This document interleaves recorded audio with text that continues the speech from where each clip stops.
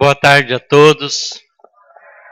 Que possamos nesse instante em que estamos aqui reunidos em nome de Jesus, abrir os nossos corações e acomodar dentro dele a paz de Jesus, que está sempre sendo endereçada a todos nós pelo governador do nosso planeta, deste Espírito grandioso que nos ama e que é o nosso guia e modelo. O Paulo esqueceu de falar que ele é meu cunhado. Então a melhor parte da família ficou comigo. Realmente é uma experiência gratificante estar aqui em Goiânia todos os anos, na época do Carnaval, onde eu aproveito para aprender mais, conviver com esse congresso que é muito bom, muito bem organizado, com palestrantes estudiosos que sempre nos trazem profundos ensinamentos. E ao mesmo tempo eu aproveito para ver a minha família, meus irmãos e os irmãos da minha esposa. Nós temos raízes aqui em Goiânia, nascemos e fomos criados em Goiânia. Goiânia é apenas 10 anos mais velha do que eu. E eu gostaria de falar para vocês sobre esse trabalho do livro. Não tem intuito nenhum de fazer propaganda, porque não é esse o propósito. Mas como eu sou estudioso da ciência, sou estudioso da doutrina espírita, é dever meu de traduzir tudo aquilo que pode ficar mais claro da doutrina espírita para que nós possamos avançar juntos. Enquanto a humanidade coloca como frase de importância na sociedade humana, né, da competitividade, nós achamos que a palavra cooperatividade é a palavra do momento. Porque nós somos hoje uma família única na Terra. Os processos de comunicação nos uniram. Todos os problemas do mundo são problemas nossos. E os nossos problemas são problemas do mundo, porque nós vivemos realmente integrados. Qualquer sofrimento, qualquer dificuldade ou qualquer conquista que a humanidade faça é distribuída com todos. Então é necessário que nós aprendamos a caminhar juntos. Quando o Livro dos Espíritos fez 150 anos, nós tivemos aqui um congresso no estado de Goiás em homenagem aos 150 anos do Livro dos Espíritos. E a Federação Espírita de Goiás me propôs um tema para palestra no congresso, que foi o seguinte: a ciência e a religião, quem tem razão? Foi um desafio para mim de fazer um contraponto da ciência com a religião e analisar esses dois ramos do conhecimento humano e entendê-los de maneira mais cuidadosa. Então nós nos baseamos na primeira parte do Livro dos Espíritos para desenvolver esse assunto. E descobrimos, apesar de ter estudado já antes muitas vezes, descobrimos pontos preciosos nessa primeira parte do Livro dos Espíritos, que geralmente, mesmo nas casas espíritas, ele é passado de maneira superficial, porque tem questionamentos difíceis, complexos da gente pensar. Começa com a primeira pergunta: que é Deus? Falar sobre Deus não é uma coisa trivial, simples para nós, porque nós temos, já ao longo de várias encarnações, cristalizado ideias em nossa cabeça, em nossa maneira de pensar sobre Deus. E nós tratamos de Deus com uma irreverência e um desrespeito completo, porque nós não conseguimos saber ou compreender com clareza que é Deus? Então essa primeira pergunta do Livro dos Espíritos já é um desafio para nós. Mas nessa primeira parte, que trata das causas primárias, a gente vai encontrar perguntas complexas. Que é matéria? Que é espírito? Qual a contribuição da ciência? Qual é a contribuição das revelações espirituais? Como surgiu o primeiro homem? Como é que surgiu a vida? Existem vida em outros planetas? Todos esses pontos que nós estamos relacionando aqui são temas tratados na primeira parte do Livro dos Espíritos, que Kardec também colocou como as causas primárias. E nesse estudo eu percebi, né, que era minha responsabilidade tratar de colocar a visão do conhecimento científico da nossa época em compasso com os questionamentos que Allan Kardec fez aos espíritos e com as respostas que os espíritos nos deram. Porque quando Kardec perguntou aos espíritos, ele tinha a visão da ciência de mais de 150 anos atrás. O conceito de átomo já existia, mas o átomo não tinha estrutura. Era a menor partícula material. A gente já sabia que as substâncias químicas eram constituídas de átomos que se combinavam. Mas a gente não sabia como, nem como se processava isso. A gente não tinha a ideia de que as moléculas tinham uma estrutura bem definida. A gente vai encontrar perguntas desse tipo que Kardec faz. As moléculas que nós conhecemos, que nós sabemos, têm uma estrutura definida. Hoje a gente mede essa estrutura em laboratórios. Não é? Então, essas concepções da época de Kardec, que motivaram muitas vezes ao questionamento aos espíritos, era tido como uma visão diferente da nossa época. E os espíritos muito sabiamente respeitaram os limites do conhecimento da época, mas adiantaram informações que a ciência foi descobrindo ao longo desse tempo. E se alguém acha que o Livro dos Espíritos está superado, é um ledo engano. Porque todas as respostas dadas pelos espíritos estão atualíssimas. Nós acabamos de medir finalmente onda gravitacional. Saiu aí o noticiário, todo mundo acompanhou. Previsto há 100 anos atrás pela teoria do Einstein. Não é? E os espíritos respondem os questionamentos de Kardec sem violar nenhum desses conhecimentos, porque eles, os espíritos que trabalharam na codificação da doutrina espírita, são conhecedores de todos esses fenômenos da natureza. Por isso eles só adequaram a resposta do ponto para nós, respeitando duas coisas importantes. A primeira coisa que foi respeitada era a nossa capacidade de entendimento. E a segunda coisa, não adiantar para a gente aquilo que a gente pode conquistar com o nosso esforço. Eu já tive colegas da universidade que me perguntaram: se você é espírita, acredita que os espíritos existem, são sábios, por que eles não escrevem um livro de física quântica para nós, explicando o que a gente não entende?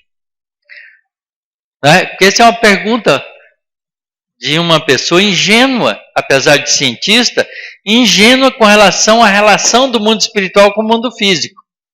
É claro que os espíritos não farão o nosso trabalho, mas nos ajudarão a fazer. Então, o Livro dos Espíritos, nessa primeira parte, precisava de uma atualização da visão científica do momento.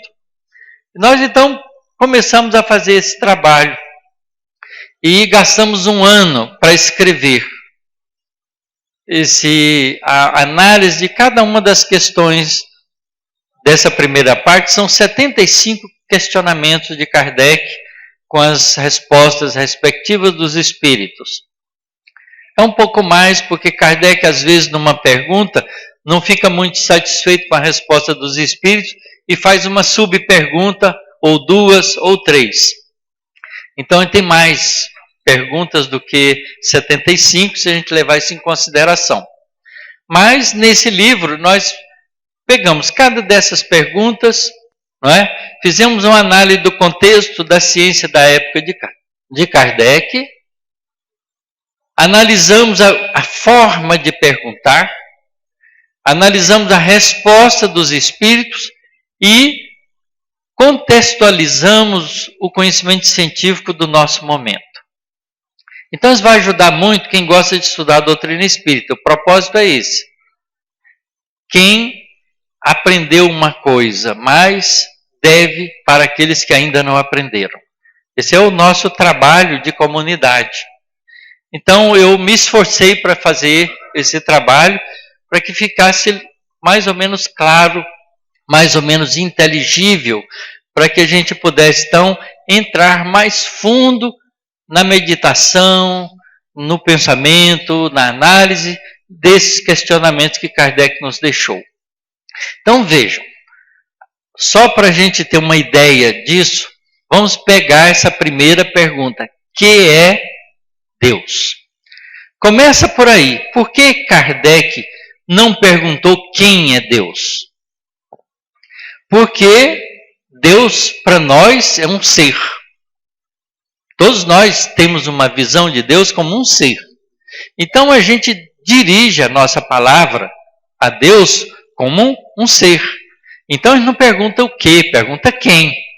Mas aí está um erro conceitual e filosófico de comportamento em relação ao nosso Criador. Quando a gente pergunta quem, a gente está fazendo modelo de Deus. Quem para homem, para ser humano. Então a gente, ao invés de entender o conceito relativo a Deus, a gente já promove uma visualização para o Criador. Então Kardec muda essa concepção. Que é Deus? Que coisa é Deus? Então os Espíritos não respondem: Deus é o nosso Pai. Que é a forma com que Jesus nos apresenta. Diferentemente daquela que nós teologicamente temos como Deus, o soberano do universo. E soberano a gente já sabe como é que é, né? Geralmente os soberanos são todos corruptos. Né? Porque essa é a nossa visão humana. Então a gente fica transferindo essa visão triste para o nosso Criador. E começa a ter uma relação com Ele como se Ele fosse o nosso empregado, que existe para nos atender e nos servir. E é muito comum os pais, quando têm filhos difíceis, dizem: ai meu Deus, não aguento mais esse menino, dá um jeito nele para mim. Quer dizer, Deus é o nosso empregado, vai resolver o problema do nosso filho. Ah, esse chefe meu é insuportável, Deus dá um jeito nele para mim. E a gente fica usando Deus como se ele fosse o nosso serviçal. Então, para tirar esse mau comportamento nosso em relação ao nosso Criador, Kardec pergunta: que é Deus? Que coisa é? E os Espíritos respondem de maneira simples e completa para o nosso entendimento. Deus é inteligência suprema. Pronto, já não pôs figura humana alguma. Inteligência é um conceito abstrato. Deus é inteligência máxima, inteligência suprema.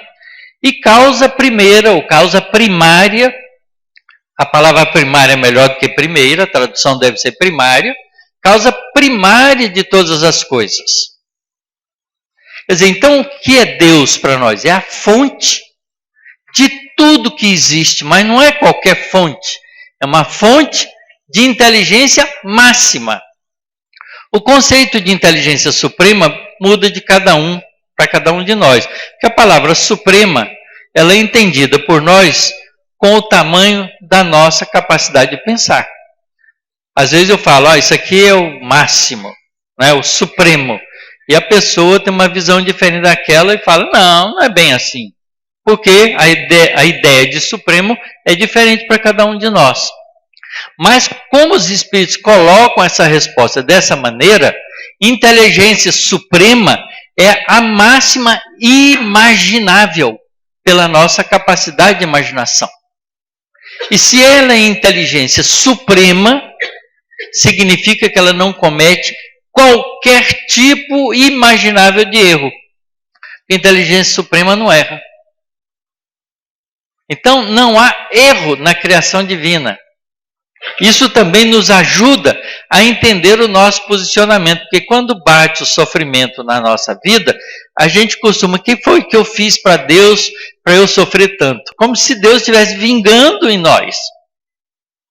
Porque essa nossa relação com Ele é uma relação ruim, né? Porque é uma relação de dependência. Não é como se Deus dependesse de nós, nós dependêssemos dele num processo de troca. E Deus não precisa de trocar absolutamente nada conosco. Porque Deus é a inteligência suprema. Então, esse modo de analisar as coisas vai fazendo com que a gente mude também de posicionamento. Quando a gente pergunta para os espíritos, né, Kardec faz essa pergunta lá. Né, antes de perguntar o que é matéria, ele dá o conceito de matéria da época. Podemos pensar que matéria é um corpo, né, impalpável, né, impenetrável, quer dizer, que fere os nossos sentidos. E os espíritos disseram, olha, do ponto de vista vosso mas ele é incompleto, porque existe matéria no estado que vocês jamais imaginariam como se fosse matéria. E a gente hoje sabe disso, não é? Porque a gente vive num universo novo, descoberto pela ciência que avançou, e a gente tem uma visão diferente de matéria. Depois, então, quando os espíritos dão essa resposta, ele insiste. Como podemos definir matéria? Aí os espíritos dizem, matéria é o laço que prende o espírito e permite ao espírito se manifestar na natureza. É um instrumento pelo qual os espíritos se manifestam. Veja como esse conceito é diferente do conceito que a gente tinha e que a gente ainda tem hoje, porque os cientistas, na grande maioria trabalhando em ciência, não pensam com a ideia de Deus, nem com a ideia do Espírito. Eles fazem ciência de observação e estruturam teorias para explicar o universo que a gente observa. Então fica difícil a gente ter um conceito de matéria como o instrumento do Espírito. Porque se você não acredita em Espírito, como é que vai ter um instrumento para o Espírito? Não faz sentido. Mas os Espíritos colocam um novo posicionamento de se pensar a respeito daquilo que fere os nossos sentidos. E há muitos questionamentos que Kardec faz, né, que os Espíritos respondem, não é dado ao homem conhecer isso, porque o homem, para entender isso, precisa de faculdades que ainda não possui. E fica parecendo misterioso, não é? A doutrina espírita também tem mistério. Não é dado ao homem compreender isso. Mas ele nunca disse, não é dado ao espírito compreender isso. Porque para nós é muito difícil compreender muitas coisas que não são sensoriais. Por exemplo, o que é inteligência? Como é que a gente definiria inteligência? Não é difícil? Como é que a gente define sentimento? Não é difícil? Então, há alguns conceitos que são muito difíceis da gente elaborar, porque nós somos criaturas sensoriais. As portas de investigação da natureza que nós temos são os nossos sentidos. Então, a gente não sabe o que é o espírito, porque os nossos sentidos não percebem o espírito. Então, o espírito é uma imaginação. Pode-se imaginar o espírito sem estar interligado com a matéria? Esse é um conceito novo para nós.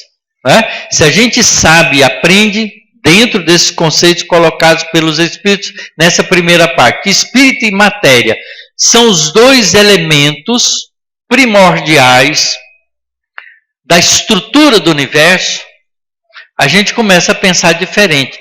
Olha só como o pensamento da ciência e da doutrina espírita são diferentes. Se você chegar e perguntar para um cientista, para um astrofísico, por exemplo, ou para um cosmólogo, qual é a estrutura do universo? Ele vai responder assim: o universo é constituído de 3 coisas. A matéria que nós observamos com a sua energia, então a energia eletromagnética e todos os corpos observáveis, estrelas, galáxias, planetas, gases, né? Matéria cósmica, tudo isso que a gente observa. Aí tem um negócio que a gente não sabe o que é, mas que a gente chama de matéria escura. Ela é matéria escura porque ela não é observada via radiação eletromagnética. Mas ela faz efeito gravitacional, portanto é matéria. E os cientistas dizem, olha, 4% do material que nós observamos do universo é o que nós chamamos de matéria. São as estrelas, galáxias, todos os corpos celestes, todos os gases, todas as estruturas que têm átomos ou partículas materiais, incluindo a energia eletromagnética, que preenche o universo. 4%. 21% é matéria escura, que a gente não sabe o que é, nem de que é feito, mas que existe porque a gente mede o efeito gravitacional delas. E a gente é capaz de mensurar a quantidade disso, em comparação com a quantidade de objetos que a gente observa através dos nossos telescópios, radiotelescópios, telescópios de infravermelho, de raio-x, de ultravioleta, de radiação gama, etc. E o resto, quer dizer, os 75% restante que estrutura o universo, é uma tal de energia escura, que a gente não sabe o que é, mas que explica a expansão do nosso universo. Então, vocês veem, nós estamos falando de ignorâncias do ser humano. Os cientistas garantem que o universo é estruturado por esses 3 elementos. Tudo que a gente conhece, observa pelos sentidos, a matéria escura e a energia escura. Qual é a visão da doutrina espírita? O universo está constituído também de 3 coisas. Deus, que é a fonte, inteligente, causa primária de todas as coisas, princípio material e princípio espiritual. Essa é a estrutura do nosso universo, visto pela doutrina espírita. Elas são incompatíveis? Não. Elas são compatíveis, mas a ciência só olha um lado, não olha o outro. A ciência não admite a força inteligente como uma força da natureza. Quais são as forças da natureza? A força nuclear forte, que explica a interação das partículas elementares e de parte de estrutura do átomo. As forças nucleares fracas, que também fazem parte da estrutura do átomo. As forças de natureza eletromagnética, força elétrica e magnética, e a força gravitacional. 4 forças. Em nenhum momento aparece a força inteligente que manipula todas essas forças da natureza para fazer o que quer. A gente organiza, manipula as forças da natureza para fazer energia nuclear, para fazer a bomba atômica, para fazer processos de interação que são convenientes para nós, como as forças eletromagnéticas, por exemplo. Eu estou falando usando um microfone, que é a aplicação do conhecimento que a gente tem das forças eletromagnéticas. Corrente elétrica, circuito elétrico, tudo isso está explicado por esse processo das forças de natureza eletromagnética. Mas a força inteligente não joga papel na ciência. É como se nós, os seres humanos, tivéssemos nos excluídos da natureza. Então a doutrina espírita dá uma visão holística, integral do universo. E isso está dentro dessa primeira parte do Livro dos Espíritos, que a gente precisa enxergar.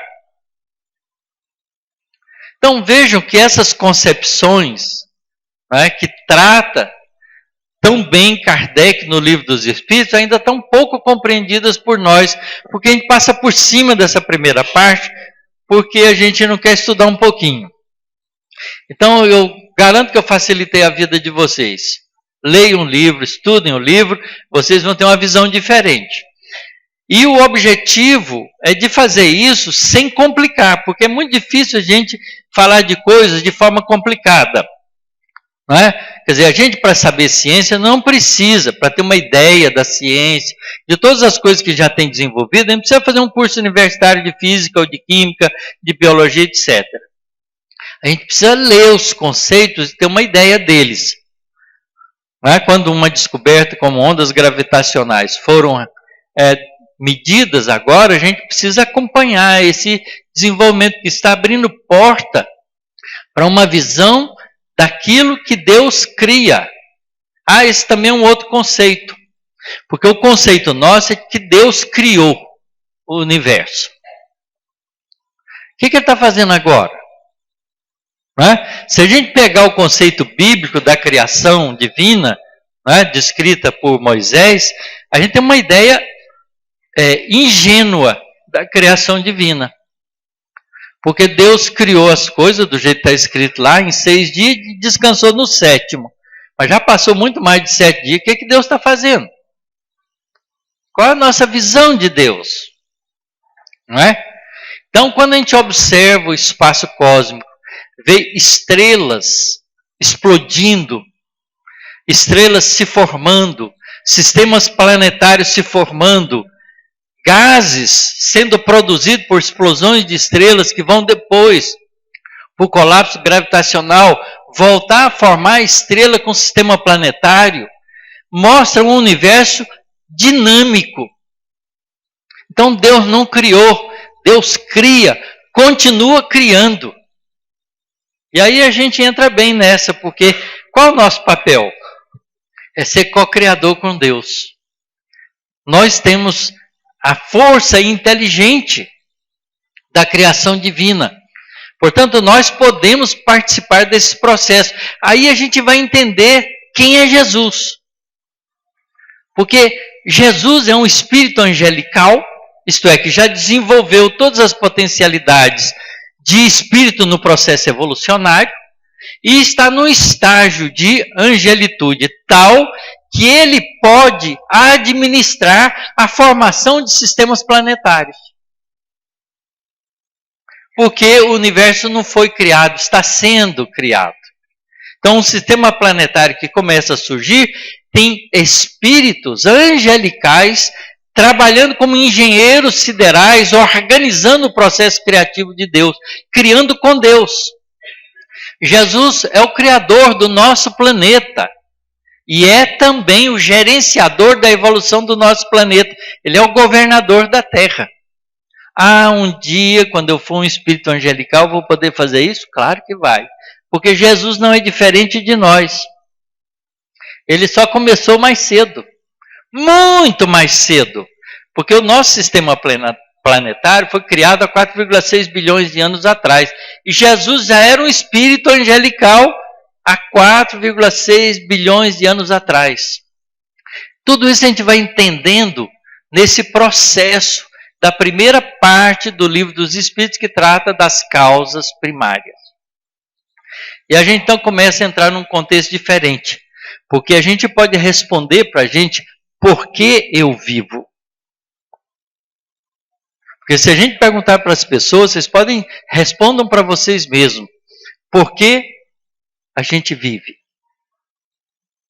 A gente pode responder muito fácil como a gente vive, é só descrever o dia a dia da gente. Para que a gente vive? A gente também pode responder isso relativamente fácil.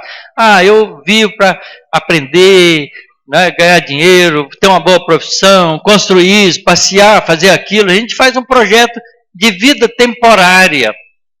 Mas o porquê não está relacionado à vida física, e sim à vida permanente, que é a vida do espírito. O que é que Deus tem planejado para cada um de nós? Porque se Ele é a inteligência suprema, causa primária de todas as coisas, Ele é a causa criadora de cada um de nós. E Deus, como inteligência suprema, não erra. Portanto, nenhum de nós representa erro na criação. Qual é o nosso papel? Qual é o propósito da criação divina comigo? O que Deus espera e quer de mim? Não é? Isso é importante, saber o propósito da nossa própria existência. Então a gente vai entendendo isso na medida que a gente vai compreendendo essa primeira parte do Livro dos Espíritos, porque essa primeira parte fundamenta em nós toda a construção das leis que regem o universo. Os cientistas estudam as leis da natureza observável. A gente vê o fenômeno elétrico, estudou esses fenômenos elétricos, tirou todas as leis do eletromagnetismo. A gente sabe que cargas iguais se repelem, cargas de sinais opostos se atraem, que a gente pode produzir corrente elétrica através de forças de natureza elétrica e pode criar todo esse mecanismo que a ciência desenvolveu com as tecnologias para facilitar a nossa vida. Mas aí a gente pode perguntar, tudo bem, isso aí é da parte sensorial, da parte material. E nós como seres imortais? Nós, os espíritos, a consciência de si mesmo, aquilo que pensa, que é força inteligente da natureza, está sujeita a leis? Quais são essas leis? Como é que a gente aprende essas leis e tira partido delas em nosso próprio benefício, como a gente faz das leis da natureza? Então a gente vai juntando essas coisas todas nessa primeira parte do Livro dos Espíritos. É preciso que a gente estude essa primeira parte com compreensão. Então, o nosso esforço foi trazer todos esses temas para o nosso cotidiano, para que a gente possa pensar sobre isso e se posicionar diante da própria criação divina, diante de si próprio, da própria relação com Deus. Deus passa a ser um ser tão grandioso que a gente não negocia mais com Ele, porque a gente sabe, como inteligência suprema, que Ele já preparou tudo que a gente precisa. A gente não precisa sequer pedir, porque já tem. A gente precisa aprender a usar. Aprender a ver, perceber e usar. Porque se Deus é a inteligência suprema, é o máximo em todas as coisas. Inclusive no amor. Se Deus nos ama, Ele nos dá tudo que a gente precisa. Mas o que é que a gente precisa? Não é o que a gente quer. Há uma diferença enorme nesse tipo de compreensão. O que a gente precisa não é o que a gente quer. A grande maioria das vezes a gente quer o que a gente não precisa. Quantas pessoas aqui têm mais de um telefone celular? Precisa disso? Será que um não basta? Não é? A gente quer 2, 3. Quantos computadores a gente gosta de ter? Não é? Quantos carros a gente armazena? Hoje é fácil, a gente passa na porta de uma casa, que antigamente, raramente tinha um carro, não tem lugar, né, para pôr os 2, 3, 4, 5 carros que a família tem. Será que a gente realmente precisa disso? Então, o que a gente precisa não é o que a gente quer. E a gente vai aprendendo nessa relação com o entendimento com Deus, que a gente tem tudo, absolutamente tudo que a gente precisa. Porque Deus é providência, porque a inteligência suprema não esquece nem comete erros. E a gente descobre uma coisa interessante nessa primeira parte, que a gente não é um ser pronto. Nós não fomos criados para resolver todos os nossos problemas numa vida. O homem é apenas uma representação temporária de um ser permanente, que é o ser espiritual que nós somos. Como é que a gente chegou a ser espiritual? Tem todo um processo na criação divina. E está inserida nesse processo começar como um princípio inteligente adquirir experiência, se associar com a matéria, criar o processo da vida, através do processo da vida e armazenando experiências. Nesse processo de armazenamento de experiências, a gente vai construindo recursos.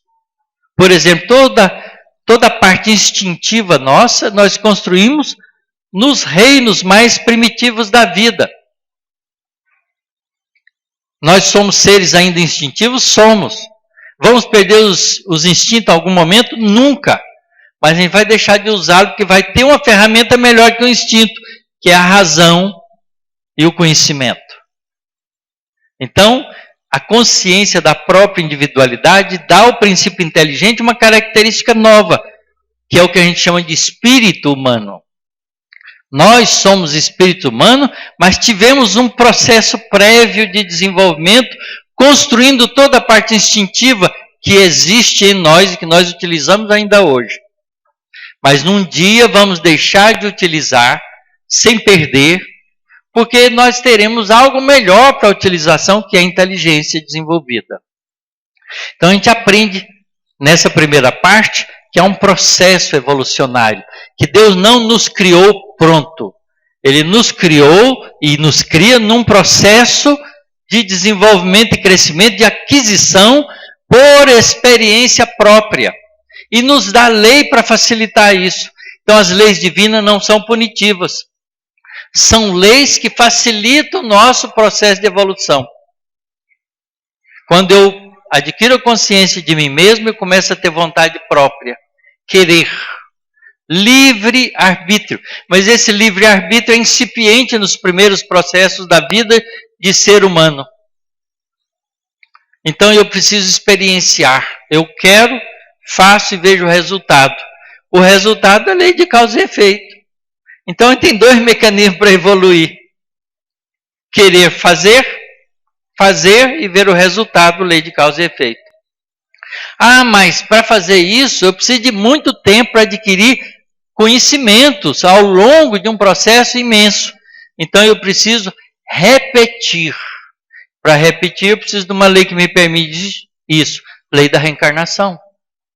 E a gente começa a entender que tudo isso está montado inteligentemente num processo que nos vai levar à felicidade, à amplitude, à plenitude de desenvolvimento.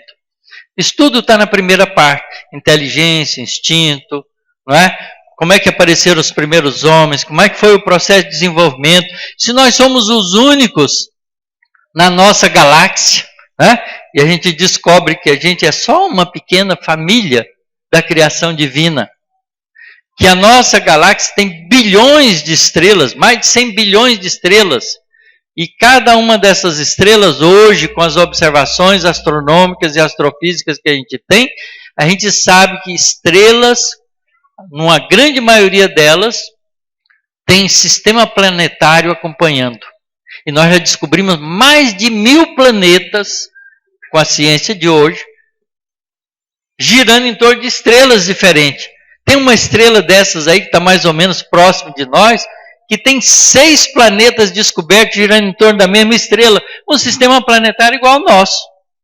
Acabamos de descobrir por cálculos que existe um 9º planeta no nosso sistema planetário, que não é o Plutão, é um planeta grande, do tamanho de Netuno, que tem uma massa 10 vezes maior que a massa da Terra, que ninguém ainda observou pelo telescópio, mas ele tem que existir lá, porque ele cria perturbações nas órbitas externas.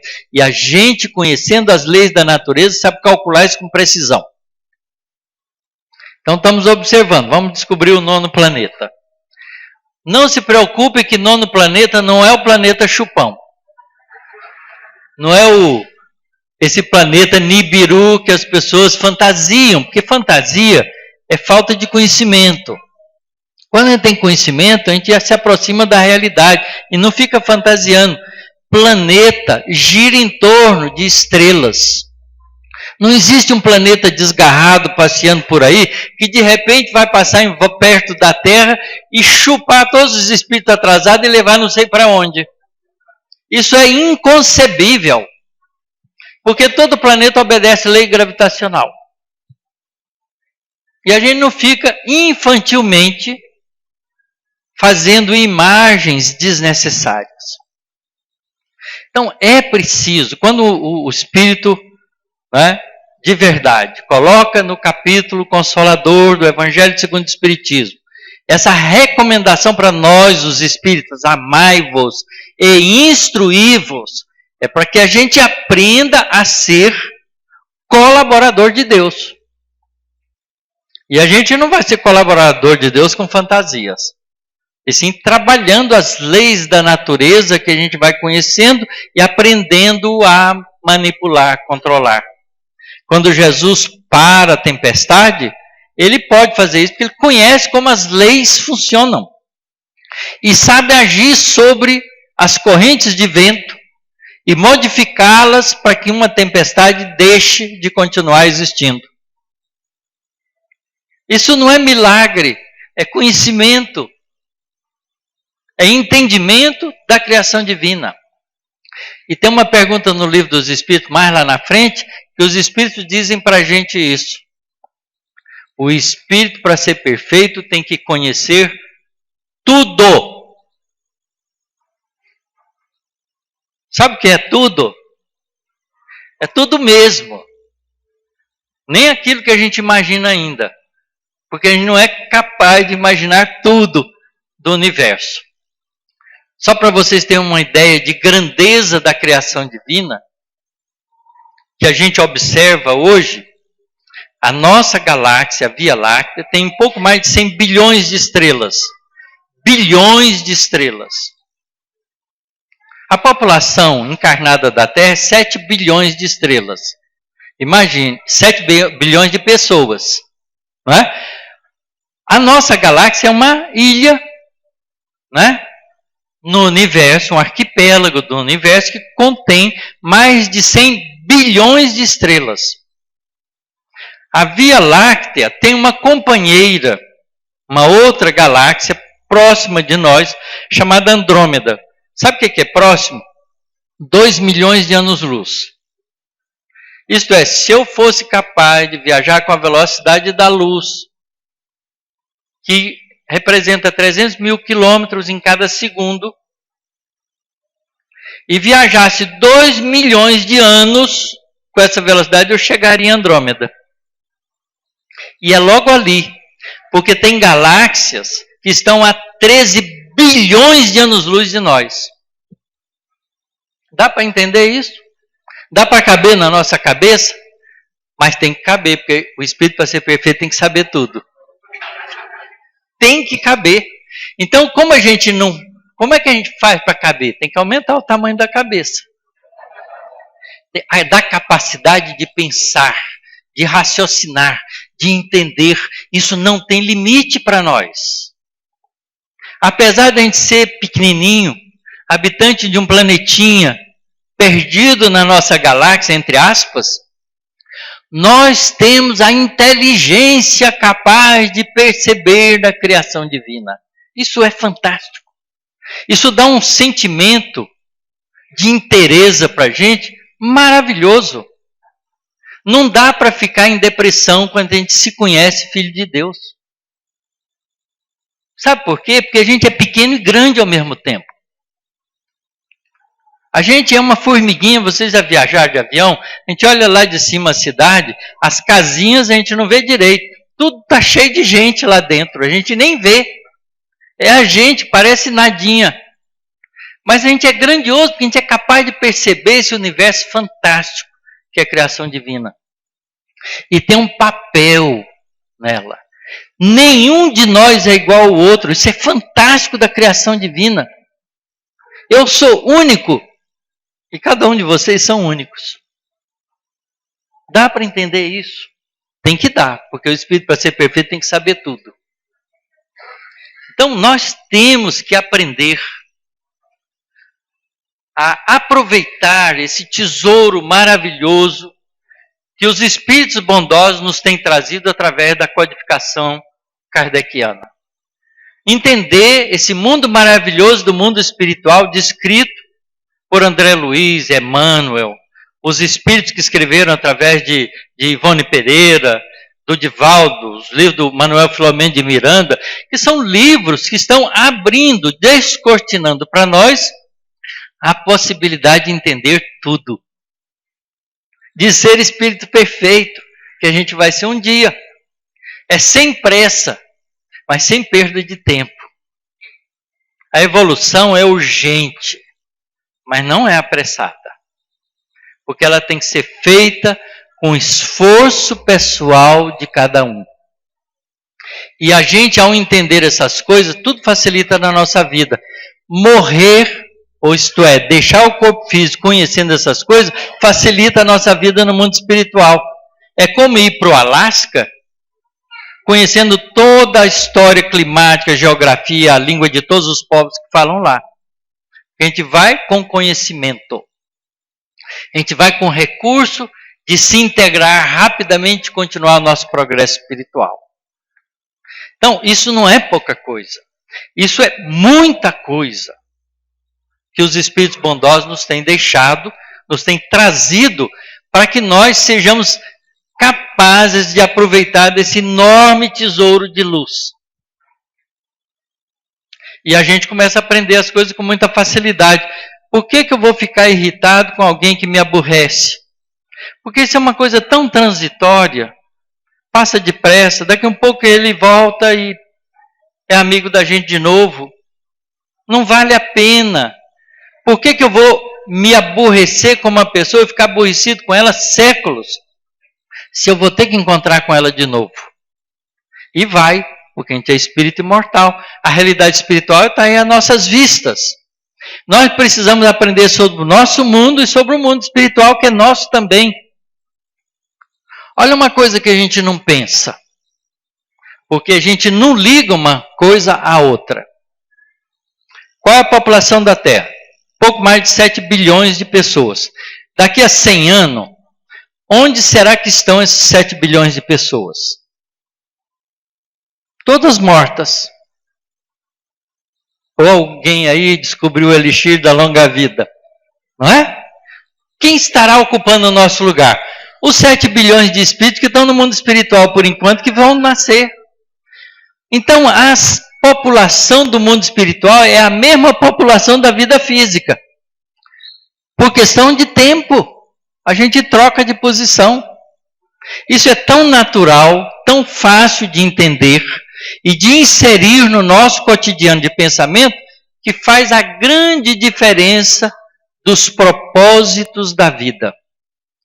Porque eu não vou viver mais simplesmente para fazer aquele esforço para comprar um carro zero, que é uma ilusão, né? Você deu uma voltinha nele, não é zero mais.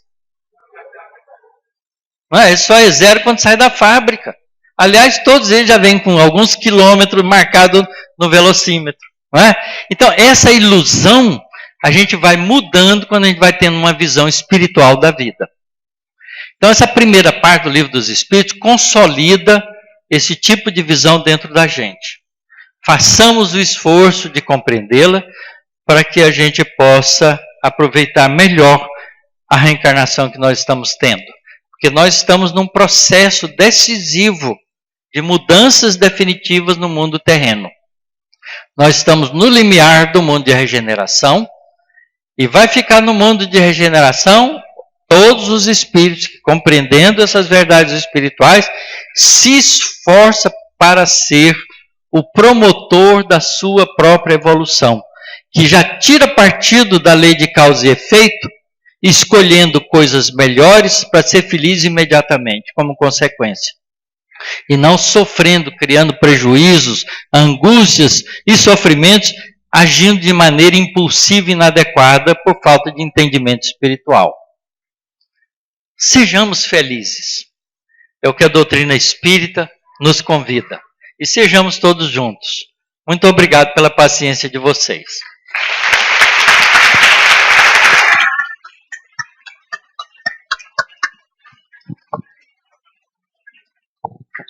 Pessoal, a gente lembra que, eu sempre falo aqui, né? Temos que estudar. Aí, ó. E lembrando que daqui 100 anos não estaremos aqui.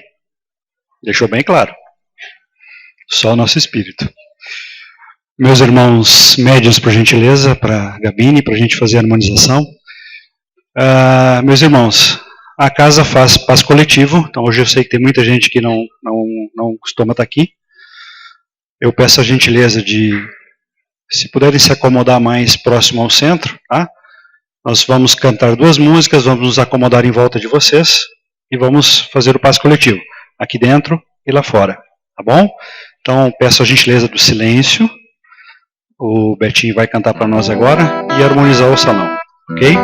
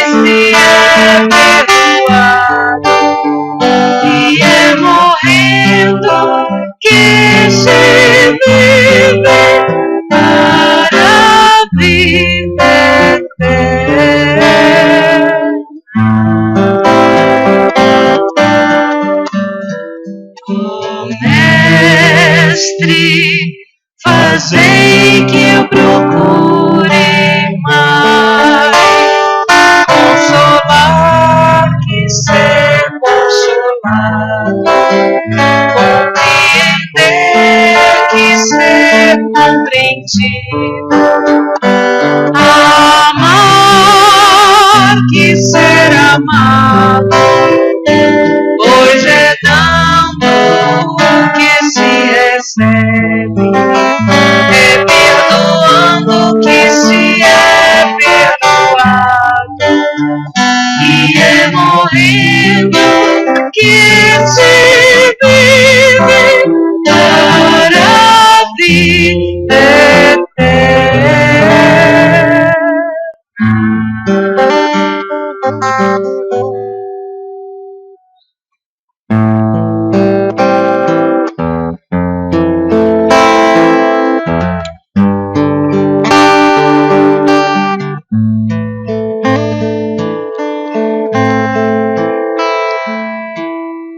Um sentimento me ronda, não sei dizer, tudo é novo pra mim. Meu coração se renova, sinto a esperança invadir o meu ser. Quero ser manso, ser limpo, ser justo e pobre de espírito ser. Tua palavra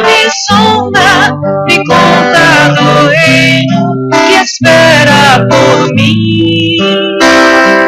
Eu te ofereço meu pranto, as dores da alma que quer renascer.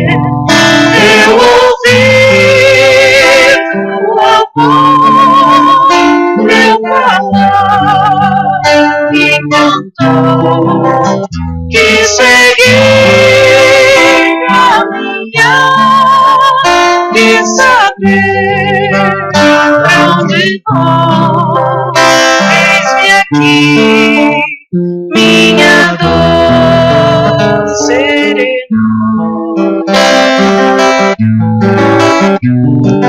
Tua palavra me sonda, me conta do reino que espera por mim. Eu te ofereço meu pranto, as dores da alma que quer renascer. Eu ouvi tua voz, teu falar me encantou, que seguir, caminhar e saber pra onde vou. Eis-me aqui, minha dor serenou.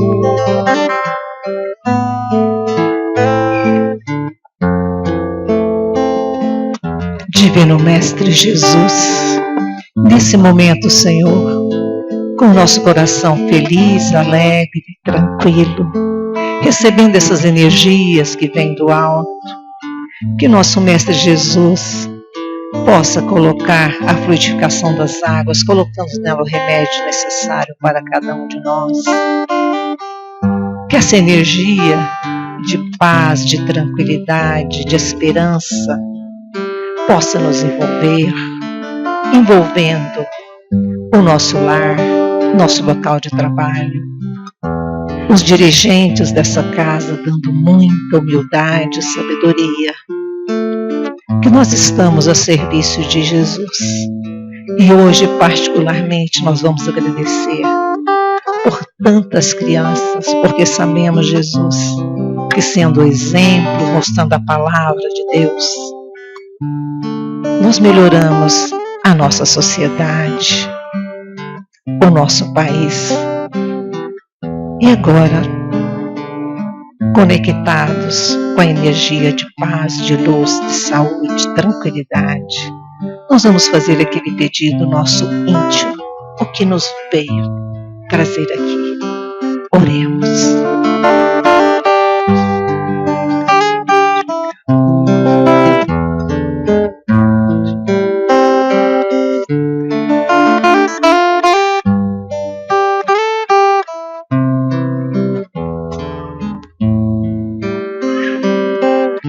Nós te agradecemos muito, Senhor, que possamos voltar ao nosso lar sobre a vossa proteção.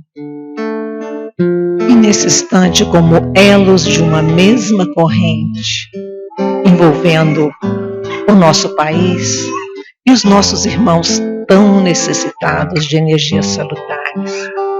Irmãos de todo o universo, amemos uns aos outros. Irmãos de todo o universo, amemos uns aos outros, que possamos regressar sobre as vossas bênçãos, Jesus, ao nosso lar, que assim seja. Meus queridos, muito obrigado pela presença de todos. Eu peço mais uns segundos para que o pessoal retorne para a sala, tá? Nós vamos fazer a saída devagar, pelos quadrantes, o primeiro pessoal que está no corredor, tá? Com calma. Hoje o movimento está maior, tá bom? Aguardem um pouquinho, o Alberto vai ajudar na saída aqui. Tá? Mantenham-se sentados, por gentileza. Pai nosso que estais no céu, santificado seja o teu nome. E venha a nós o teu reino,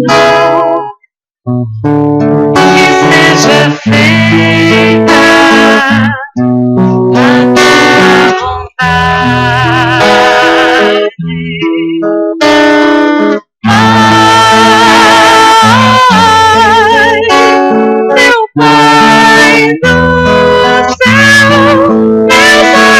céu, eu quase me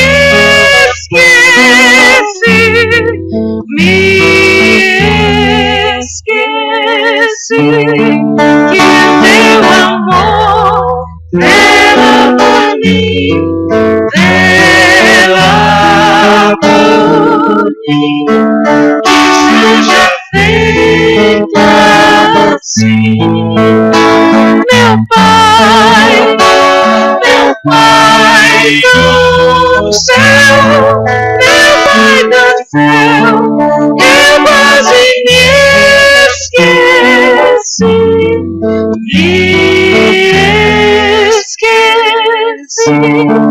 que o teu amor vela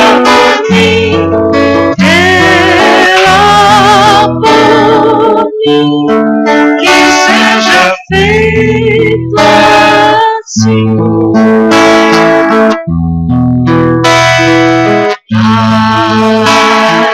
Alimento desse dia vai-nos agora e sempre, e perdoai nossas ofensas de um modo maior, com que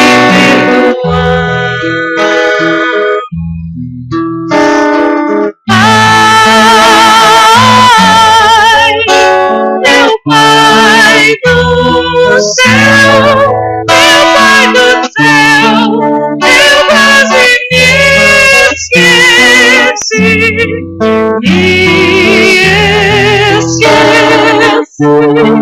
que o teu amor vela por mim, vela por mim, que seja feito assim. Meu Pai do céu, eu quase me esqueci,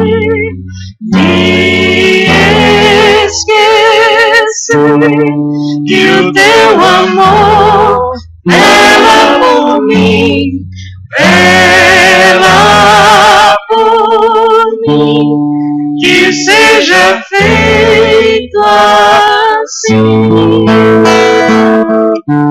E não nos deixeis cair